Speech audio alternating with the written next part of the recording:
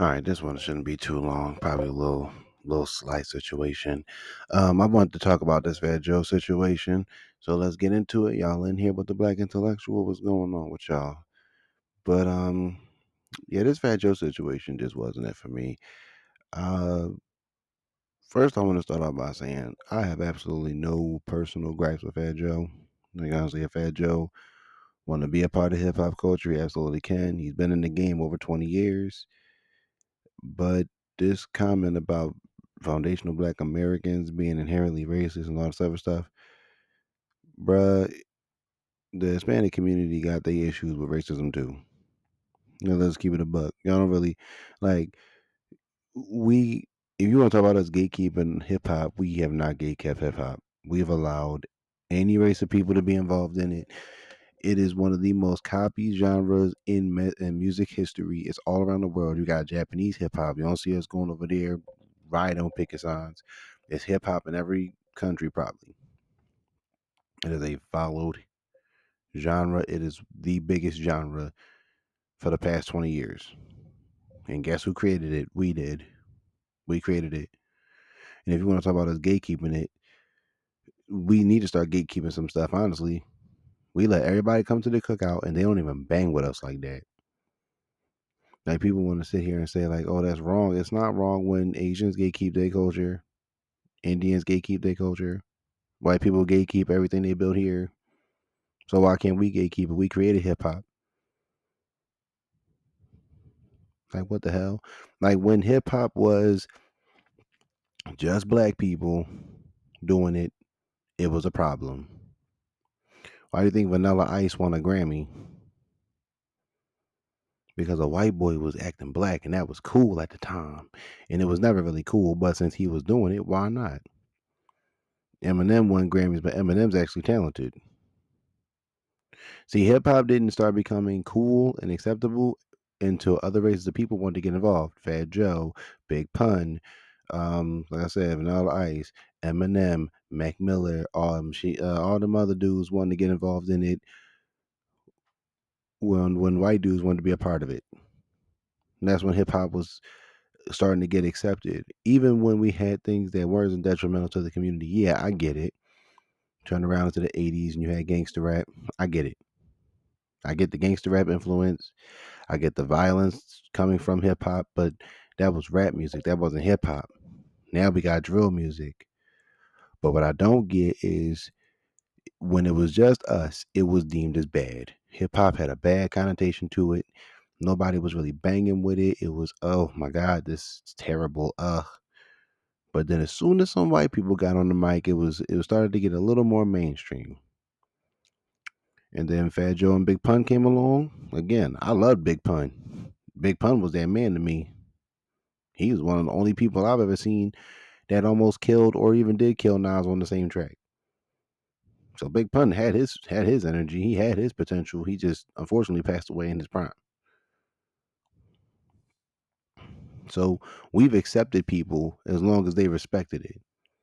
Now we got Fat Joe saying we gatekeeping the culture. We don't want to hear no Jamaicans or Ghanaians or anyone in the music. Yo, KRS-One had transitioned the reggae style rap beats and stuff like that in the 80s. KRS-One transferred that over. Queen Latifah instituted some African tribal type stuff into her rap music. What are you talking about, bro? This been going on since the 80s.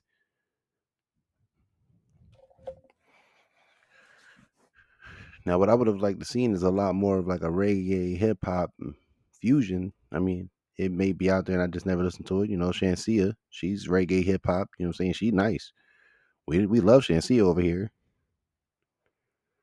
So I don't know what he's talking about. You got the Spanish people who do hip hop, and then you got Hispanic hip hop where they rap all Spanish. We don't care about none of that. We let y'all do y'all. We just say respect the people who created the art. And this is where that Chuck D interview, oh man, this interview had to have been around 2017, 2016, 2017, where he was saying like whenever people say they like hip hop, I ask them, do you like black people?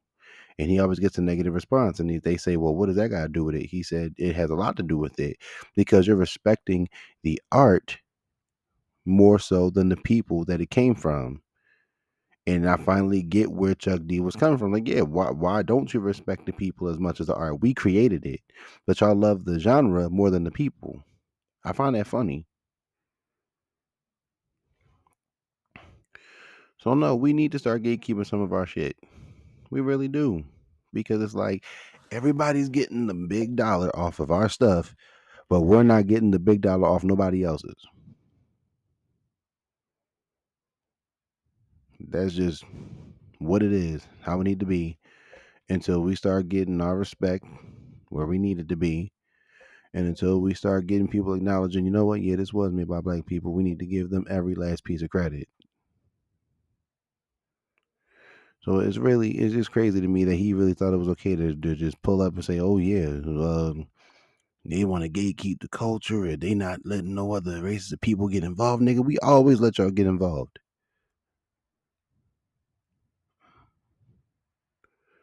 Shit don't make no sense to me that you even thought it was okay to come up here and say that. Now, I'm not gonna steal no shade, but let's be honest. The only reason why you got to where you got is because you was riding with Big Pun.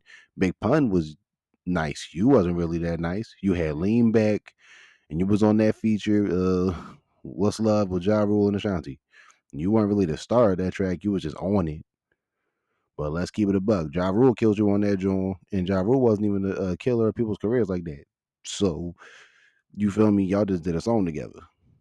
Big Pun was your lead into the fame. When he passed away, you just kind of walked right in because you didn't have. It was no other Puerto Rican rappers at the time, like not as big as I can remember.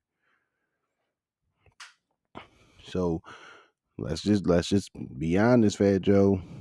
You was never really that good. You just knew how to get people on your team. Obviously, the Hispanic community supported you because y'all actually support each other. But it was Big Pun that really helped you out. Nobody listens to that song "Twins for You." We listen to that song because Big Pun was crazy on that track. like, like, let's keep it 1,000%, bro. I ain't got no smoke against you personally, but like, you're not about to sit here and talk about a culture you didn't help create. Now, when you talked about the legends, yeah, and all the legends is brothers and sisters, and some of the best people to still ever do it. Not because they old, because they actually had talent. It's just what it is. So yeah, black people, we start gatekeeping our shit a little bit more. And I'm glad Fat Joe's been getting some pushback and some outbreak on this. Cause yeah, you shouldn't have said that out your mouth. Like, do you have black people making Hispanic music? No. You don't see us making the bodega music. You don't see us making them little raps that y'all be doing. We don't got no gasolinas out here. But we let y'all have it. We was like, that's our influence. But y'all made it hot. We like y'all music. We never said, oh, them Hispanics out here copying black people, man. They out here drawing. We never said nothing. So don't say we gatekeeping it when y'all clearly making music off of our style. But then, like I said, this was going to be short. This is a little response to Fat Joe. This was it. This was Tune In with the Black Intellectual. Y'all hear me stunting. Hit that like button. Make sure to comment and subscribe for more. I'll see y'all on the next one.